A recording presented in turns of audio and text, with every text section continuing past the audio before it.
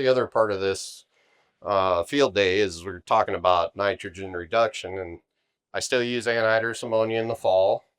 I use a Deere high-speed low disturbance bar, so if there's cover crop out there, it just leaves like what, 3 inches maybe. So we have cut back how much ammonia we use, and with Pivot Bio, we make up for that, but that's a biological, so it works different, not subject to leaching and all that good stuff. Dan's going to talk more about that here as we go out in the field.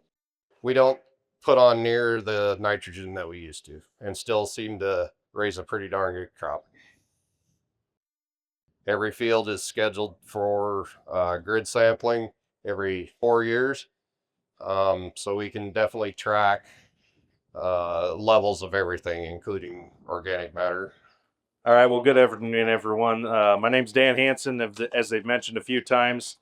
I've worked with Grant for about 10 years, started an independent consulting business, and as they've mentioned, work with him on the fertility side of things, seeding recommendations, basically compiling all of the data that we are collecting, and then being able to use that data to move beyond just precision agriculture, but actually make decisions off of that information.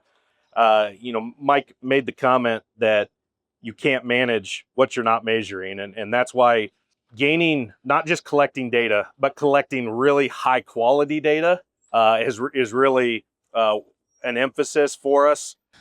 You can see again, Grant's covered a lot of this, but no-tilling and being able to manage the fertility side. Grant touched on this every 4 years, having something that is recorded and being able to manage the arc of what we're looking at from, in the last 10 years, I would say that first 5 years that we worked together, we spent a lot of time and energy fixing our pH, getting that corrected. We know that when we talk about the bottom of our yield pyramid, we want to make sure that we get that right, and we start to build from there. In the last 5 years, and like Grant mentioned earlier, in the last 5-6 years, he's moved up and started cover crops on everything, and so starting to track more things from a biology standpoint, from a not just a P&K standpoint, but also looking at micros and continuing to start to shoot for the tip of that yield pyramid. Right? How can we get the additional 5 to 10 bushels on an annual basis?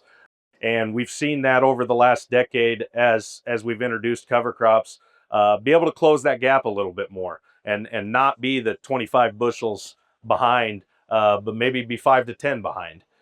We attribute a lot of that to reactivating and getting that biology working, getting our pH correct, and continuing to move up the yield pyramid.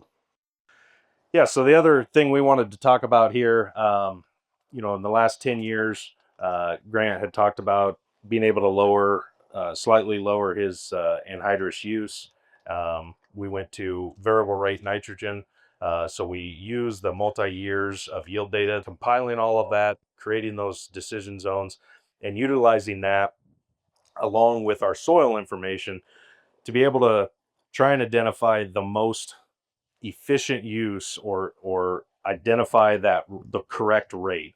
And then incorporating in, as Grant mentioned earlier, the Pivot Bio and having that nice complement, especially with the cover crop, to be able to lower those nitrogen rates even further, to try and minimize the amount of anhydrous that we are putting out, and being able to put that product on that will allow the crop to essentially be spoon fed, especially in the terraces and uneven ground that we have, that it's not straight back and forth.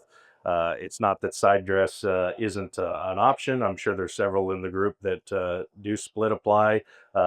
Split apply nitrogen obviously has shown its benefit. This is a way that Grant can split apply that nitrogen, essentially split apply that nitrogen, because it attaches to the roots of that corn plant and feeds off the sugars or the exudates that the corn plant releases as it grows. So that nitrogen, those microbes are creating nitrogen, fixing nitrogen from the air, and putting that nitrogen into the plant on a daily basis. And it basically follows the bell curve that the root structure would. So you're going to get your most active root growth. It's going to drive up to about V6, V7, and then it's going to start to tail off as the plant starts to move its energy into other parts of the plant, mainly above ground, and into the reproductive stages. It makes sense. Like we talked in my presentation in the shop, you got to be looking for that next thing, and it seems like biologicals is where it's at right now. That's how the biologicals work, how to handle it, how to apply it, is very key. You know, you're putting a live bug, so to speak, in soil, and so you have to treat it accordingly.